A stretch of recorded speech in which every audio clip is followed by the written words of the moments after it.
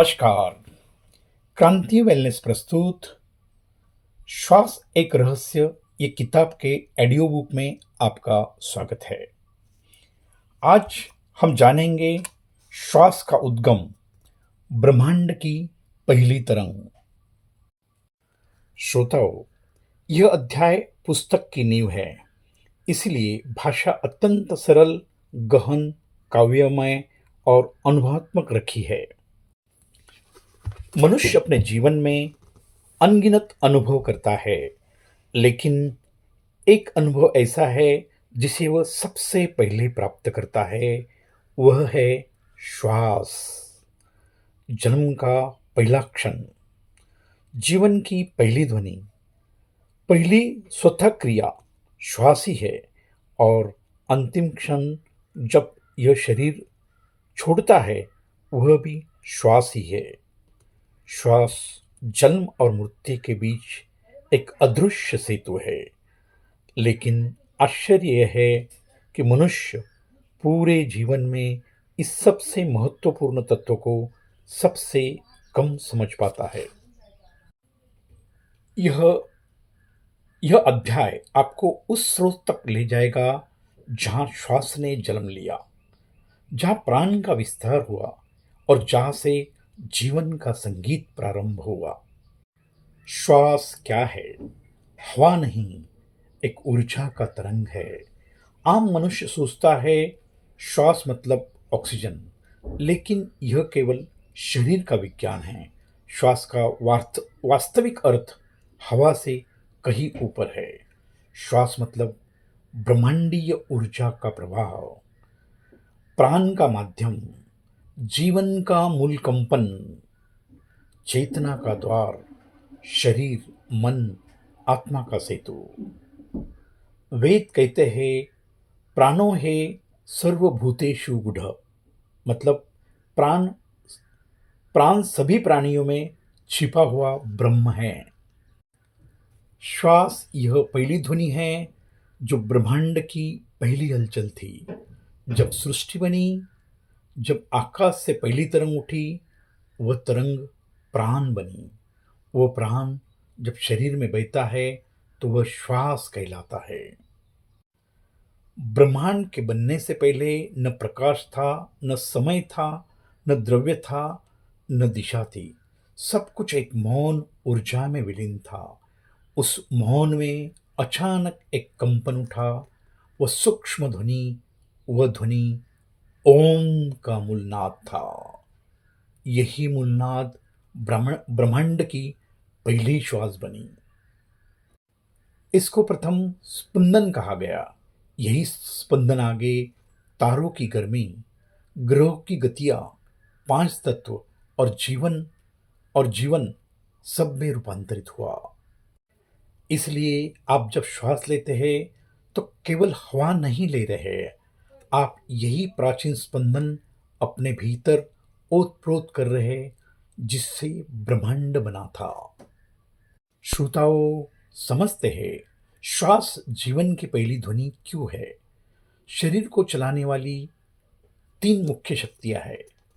प्रथम है प्राण मतलब ऊर्जा, दो नंबर है मन मतलब इच्छा, तीन नंबर है आत्मा मतलब चेतना। प्राण उनके बीच पुल का कार्य करता है।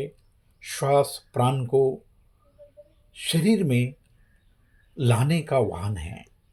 जैसे बिजली बिना तार के घर में नहीं आ सकती, प्रकाश बिना तेल के दीपक में नहीं जल सकता, लहर बिना लहर बिना पानी पानी के नहीं उठ सकती, वैसे ही प्राण बिना श्वास के शरीर में नहीं आता।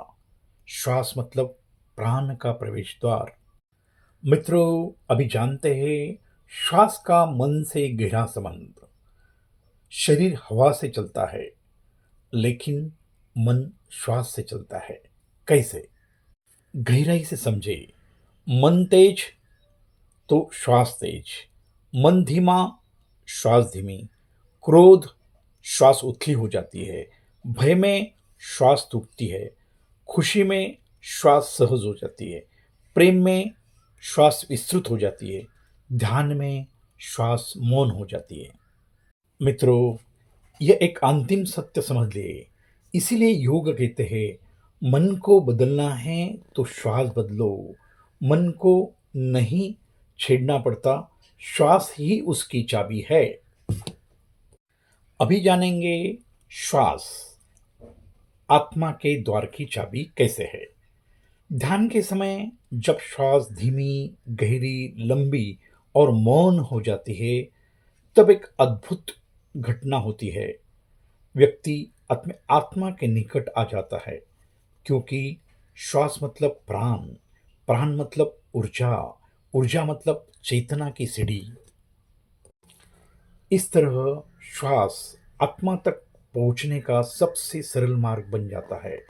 इसलिए हठ योग, राजयोग, उपनिषद, बौद्ध ध्यान सभी में श्वास को साधना का मूल माना गया है। समझते हैं श्वास आपके जीवन का दर्पण कैसे है। अगर यह जानना चाहे कि आपका मन, शरीर और ऊर्जा अब किस अवस्था में है, तो सिर्फ श्वास देख ले। क्या वह दौड़ रही है? मन व्यस्त है? क्या वह भारी है? भावनाएं दबी है? क्या वह लयबद्ध है? ऊर्जा संतुलित है? क्या वह उथली है? भय और चिंता अंदर है? क्या वह हल्की है? मन शांत है? क्या वह मौन हो रही है? ध्यान है। मित्रों, श्वास कभी झूठ नहीं बोलती, वह आपके अंदर का पूरा सच बताती है। अब जानेंगे श्वास क्यों रहस्य है। श्वास रहस्य इसलिए है क्योंकि यह दिखाई नहीं देती, लेकिन जीवन में इसके बिना नहीं चलता। यह विज्ञान भी है और अध्यात्म भी है। यह शरीर को जोड़ती है और आत्मा को भी जोड़ती है। यह मन को बदलती है, यह भावनाओं को नियंत्रित करती है। यही कर्म के गति को प्रभावित करती है। यह चेतना का स्तर निर्धारित करती है। मनुष्य को लगता है वह श्वास ले रहा है, लेकिन सत्य यही है, श्वास ही मनुष्य को जीवन दे रही है। श्वास ही मनुष्य को ढो रही है। श्वास ही मनुष्य को भीतर से बना रही है। यही उसका रहस्य है। इस अध्याय का सार, श्वास न हवा है, न शरीर की मशीनरी है, न ऑक्सीजन का खेल है। श्वास ब्रह्मांड की तरंग है, प्राण का प्रवेश द्वार है, मन का स्वामी है, आत्मा का मार्ग है, जीवन का मूल सत्य है। श्वास को समझना यानी अपने अस्तित्व को समझना। मित्रों, आज यहाँ तक ही है। अगले अध्याय की भूमिका क्या होगी? अगला अध्याय बताएगा प्राण क्या है, श्वास का अदृश्य भाग क्या है, ऊर्जा शरीर कैसे काम करती है, और मनुष्य की चेतना में प्राण की भूमिका क्या है।